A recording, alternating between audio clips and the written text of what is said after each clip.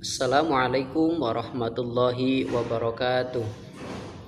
Anak-anakku, bagaimana kabarnya hari ini? Sehat ya?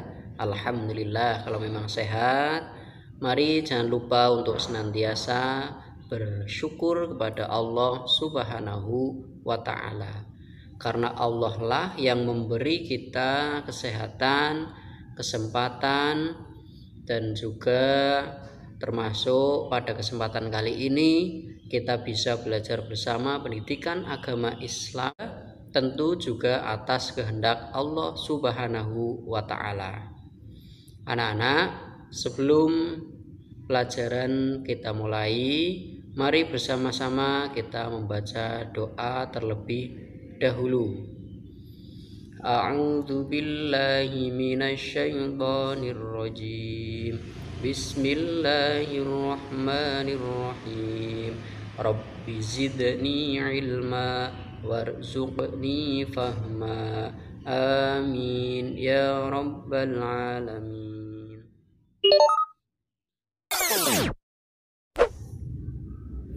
Nah, anak-anak kelas 6, untuk materi yang selanjutnya adalah masih di pelajaran 7. Kita melanjutkan pada pembahasan sebelumnya, yaitu yang kedua tentang mengimani qadar ya, atau yang biasa kita kenal dengan takdir dari Allah Subhanahu wa ta'ala.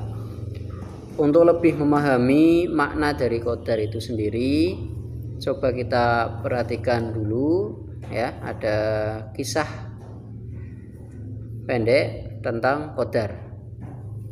Maryam ya, ada seorang anak bernama Maryam ditunjuk gurunya untuk mengikuti lomba pidato tingkat kecamatan mewakili sekolahnya. Maryam belum bisa mengarang pidato sendiri. Ia meminta bantuan kepada kakaknya yang bernama Fahri. Setiap hari Maryam melatih diri di depan kaca yang ada di kamarnya. Dengan suara lantang dan fasih, Maryam berusaha latihan pidato. Kadang di kamar atau kadang di ruang tamu di hadapan ibu. Maryam tidak merasa kesulitan melafalkan ayat Al-Quran. Namun demikian, gaya berpidato harus benar-benar ia pelajari. Maryam sering merekam para ustadz atau ustadzah yang berceramah di televisi. Maryam masih merasa grogi bila berpidato di depan orang banyak. Oleh karena itu, ia meminta ibundanya untuk selalu mendampingi saat ia berlatih. Hari pelaksanaan lomba keterampilan agama Islam atau MAPSI telah tiba. Maryam merasa sudah siap untuk mengikuti lomba pidato. Ketika namanya dipanggil panitia untuk tampil, Maryam segera ke mimbar dan berpidato sesuai latihan yang sudah ia jalani.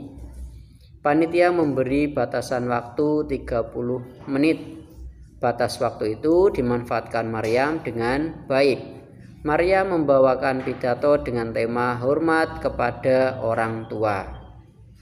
Para penonton memberi tepuk tangan setelah Maryam turun dari mimbar.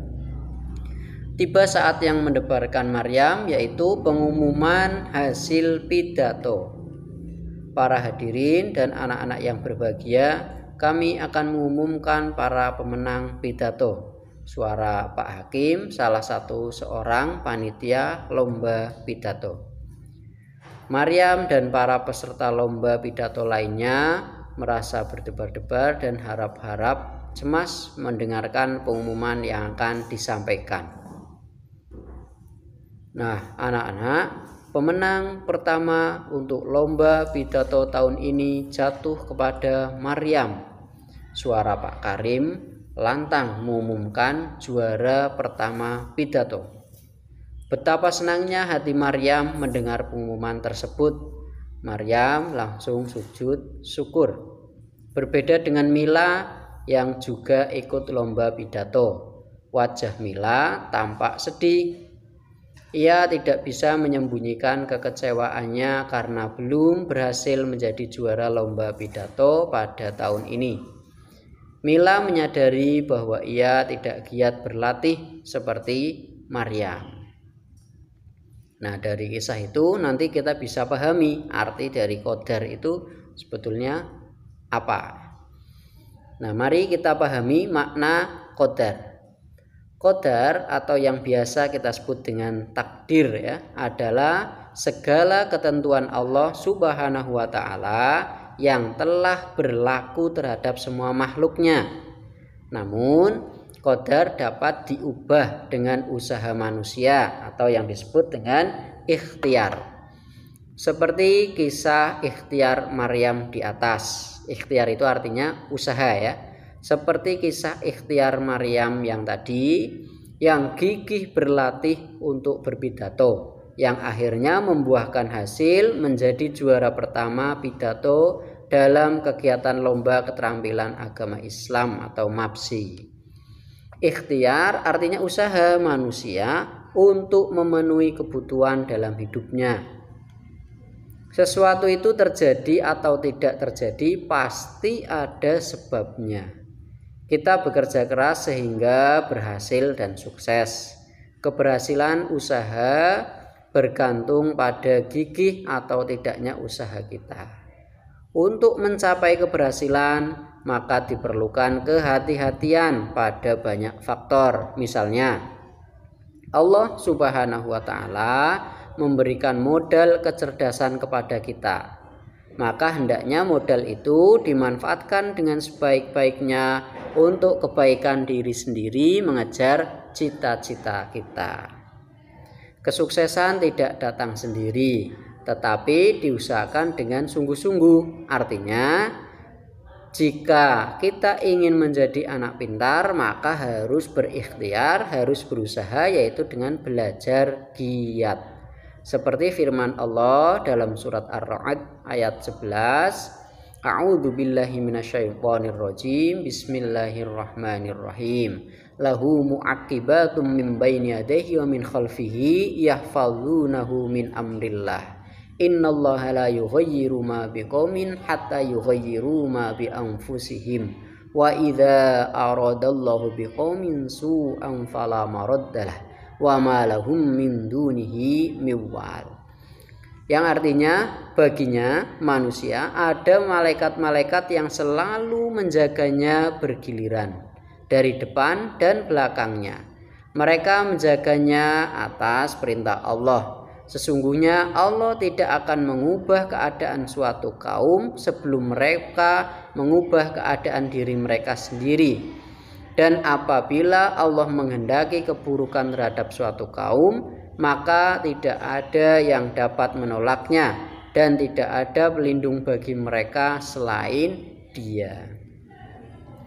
Maka setiap manusia wajib berusaha agar dapat mengubah nasibnya. Kita tidak boleh menyerah pada kesulitan-kesulitan sebelum kita berusaha. Kita diwajibkan untuk berusaha.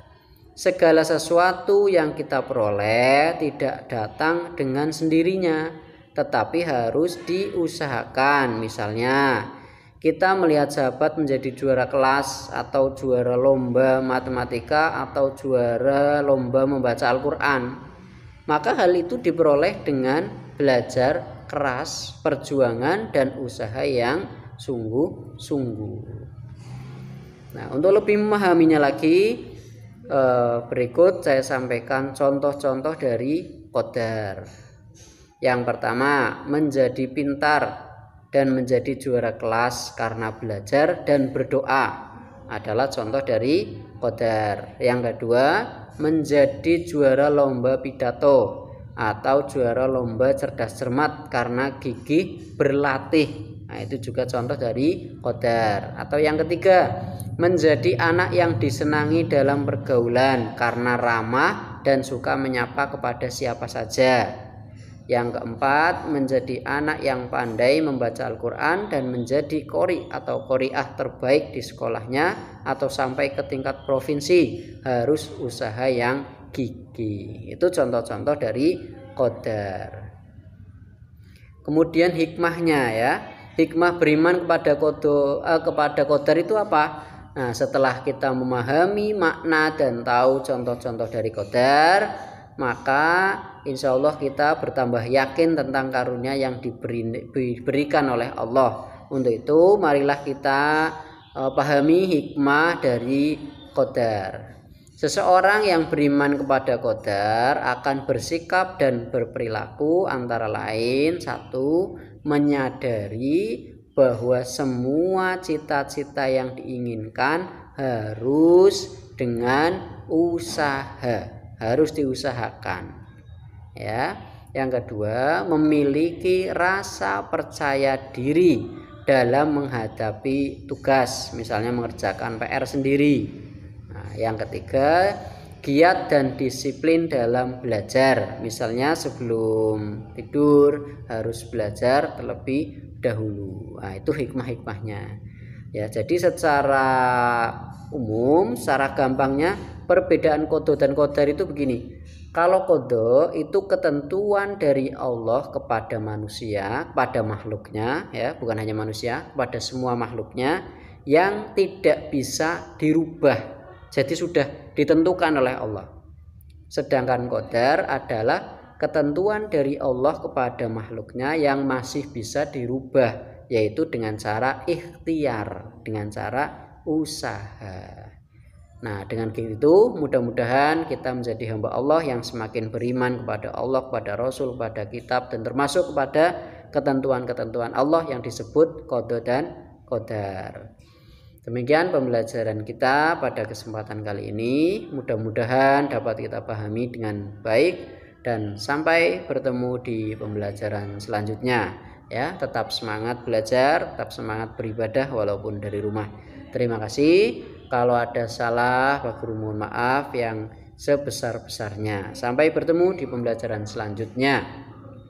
Billahi taufik wal hidayah. Wassalamualaikum warahmatullahi wabarakatuh.